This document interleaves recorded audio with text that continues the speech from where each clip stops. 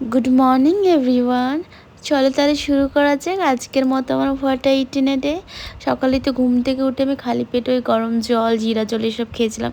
কিছুক্ষণ পরে আমি সামান্য ড্রাই ফ্রুটস খেয়েছিলাম। আজকে বহুদিন পর জিমে যাচ্ছি, বেশ ভালো লাগছিল। জিম থেকেই তো আমি এসে খেয়ে নিয়েছিলাম ওটস আর দই দিয়ে। তারপর আমি একটা আম খেয়েছিলাম, একটুখানি খেয়েছিলাম। এটা গাছ পাকা আম।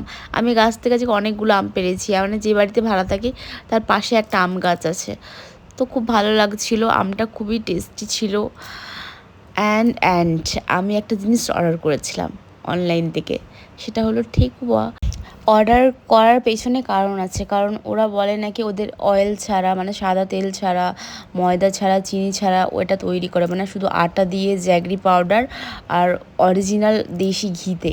তো খেয়েও আমার মনে হলো সেটাই হেলদি, মোটামুটি ভালোই লাগলো খেতে। দেন আজকে আমার লাঞ্চে ছিল ভাত, উচ্ছে ভাজা, শসা, আলু, টমেটো আর সজনে ডাঁটা আর বড়ি দিয়ে একটা তরকারি।